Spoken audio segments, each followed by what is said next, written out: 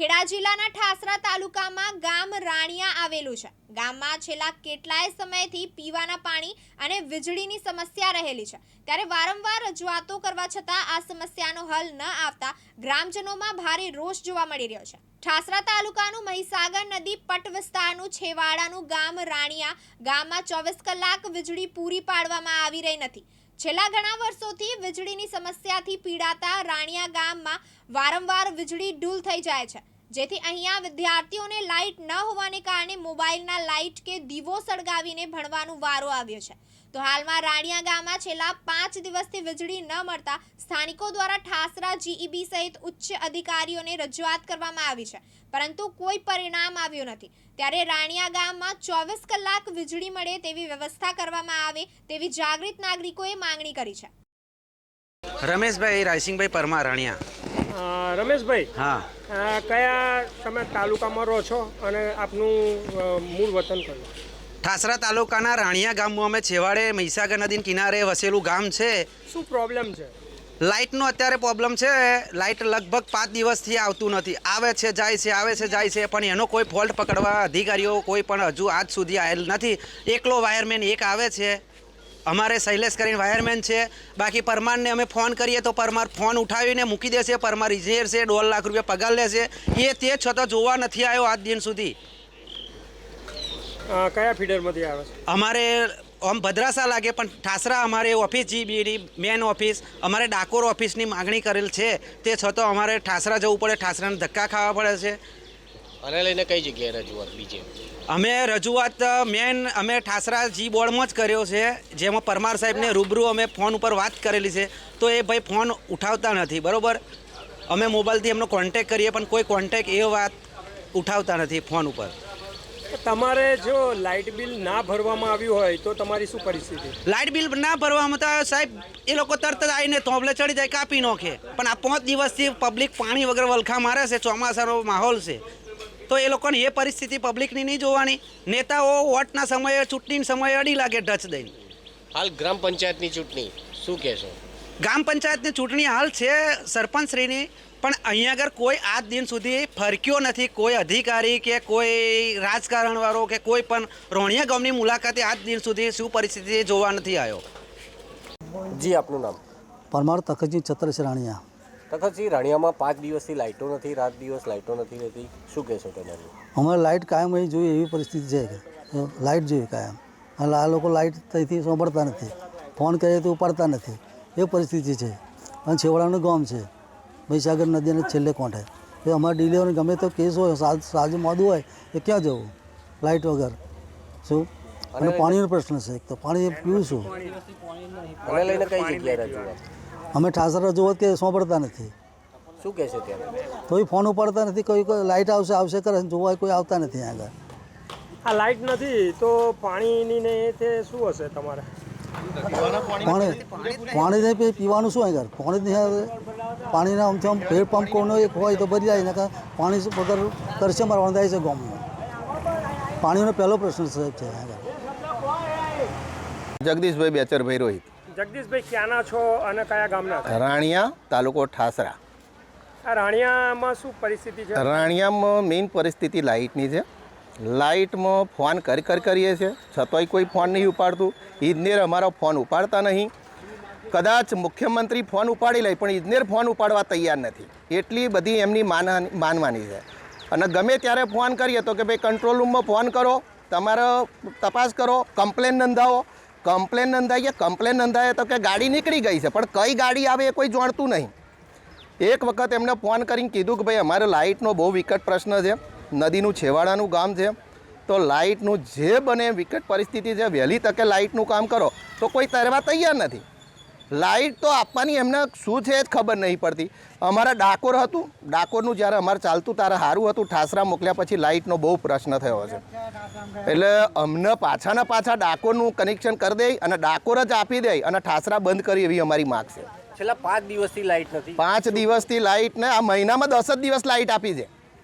30 દિવસમાં 10 લાઇટ આપી છે, એમાં એમનો ધોધ્યો જ હોય છે લાઇટવાળો। જ્યારે બિલ ના ભરો તો તરત જ કાપવા પહેલાં આવી જાય। માર્ચ મહિનામાં તો 30 રૂપિયા બિલ હોય તો એ કાપી કાઢવાનું, કે 30 રૂપિયા કેમ નથી થયા? આ તો એન્ડિંગ મહિનો છે, તો અમારે લાઇટ ના જોઈએ? બિલ છેલ્લા 5 દિવસથી લાઇટ નથી, શું કહેશો તેમને? અમને અમારે તો બદલી જ કાઢવા છે ને કે એક કામ કરી ભાઈ સદંતર લાઇટ બંધ કરી દે. અમારે જોવતી નહીં લાઇટ, અમે ના હોય એવું જ છે લાઇટ.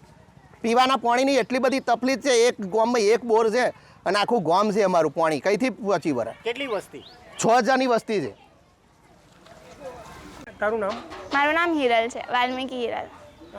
હિરલ, ક્યાં રહું છું? મેં અહીંયા રાણિયામાં રહું છું. આ જે રાણિયા ગામમાં છે એ જે વીજળી માટે શું કહેશે તું? વીજળી તો મતલબ દર દિવસે જતી જ રહેશે અને અમારે વીજળીનું તો થતું જ નહીં હરખું. નકરી ગરમીમાં અમારે રહેવું પડે છે. અમારે હોમવર્ક કરવું હોય તોય નકરી ગરમીમાં કરવું પડે છે, મચ્છર વિતાડે અને બહાર કરવું પડે. કયા ધોરણમાં ભણે? મેં 10thમાં છું. તો તારે તૈયારી કરવી હોય, વાંચવું હોય તો હા. તું શું કરે? તો લાઇટથી, ફોનની લાઇટથી કરું છું, દીવાથી કરું. હમણાં હાલ તો છેલ્લા 5 દિવસથી લાઇટો નથી, તેને લઈને શું કહેશો?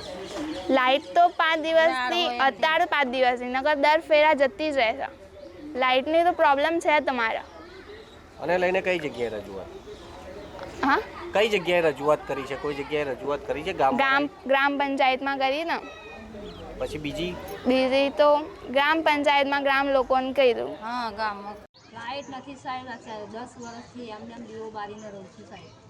વિધવા ભાઈ પૈસા લાવવા કઈથી તૈયારી મીટર લાવવા પૈસા એટલા ના રહે સાહેબ. અને આમાં પાણી પડી રહું છું, ગાવા ખાડામાં પડી રહું છું, ઘરમાં પાણી પણ બેહે છે. બોલો, અંધારામ કરું છું. આપનું નામ શું છે પૂરું? મણીબેન રાજુભાઈ હરિજન. મીટર આ બોક્સ છે ને મીટર નથી?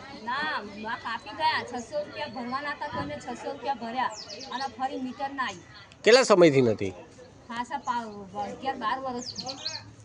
કયું ગામ છે આ? રાણિયા તાલુકો? તાલુકો ઠાસરા, હરિજનવાસી. તોય મીટર અમારું કાપી ગયા. 610 રૂપિયા મેં ભર્યા છે, તો છતાં મીટર મારું કાપી ગયા છે. મીટર છે ખરું? બતાવો તો. મીટર નથી, ખાલી છે મીટર. દેખો, આ ખાલી પેટી એકલી જાતો પડી રહી છે. કેટલા સમયથી આવું છે? ખાસા વર્ષથી, 10 વર્ષથી. મીટર સારો તો લાઇટ દીવો બારીને પડી રહ્યો ને આવામાં પડી રહ્યો. બોલો સારો. ગરમી હાલત તો ગરમીમાં આમાં કઈ પડી રહ્યા બોલો સાહેબ? મીટર મારે નહીં, મારું મીટરનું કરજો. રોણેલી શું સાહેબ? વિધવા ભાઈ સારો. આ વિધવા કઈથી પૈસા લાવવા? સરકાર કરવા રાજી નહીં. પૈસો સાહેબ લાવવાનું કઈથી કમાવાનું? હું નાયબ ઇજનેર Thasra sub division MGBC ND તળપદા.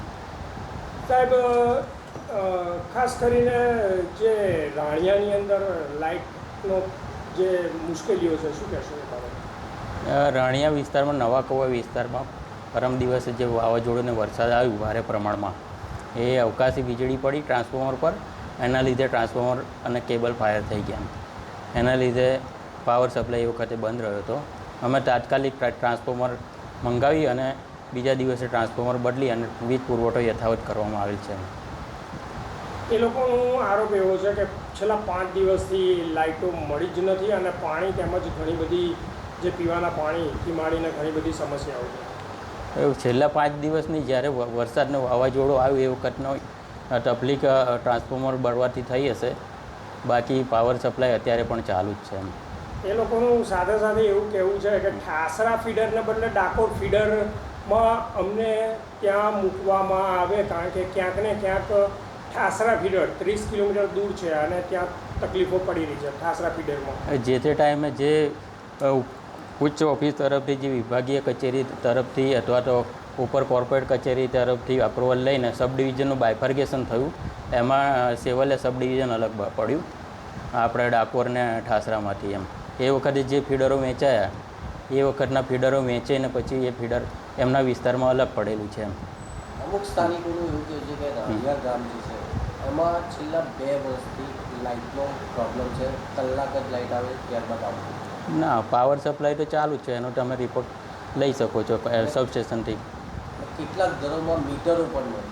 મીટરો અહીંયાથી જે ડિમાન્ડ કરવામાં આવે તો મીટરોની આપણે આગળ કાર્યવાહી કરીને મીટર આપવાની પૈસા ભરી કરી શકાય. દીધેલા છે અને મળ્યા નથી. પૈસા ભરેલા કોઈ બાકી હોય તો આપ ધ્યાન પર લાવો તો આગળની કાર્યવાહી કરી શકીશું. નિખિલ ભટ્ટ, દિવ્યાંગ ન્યૂઝ, ખેડા.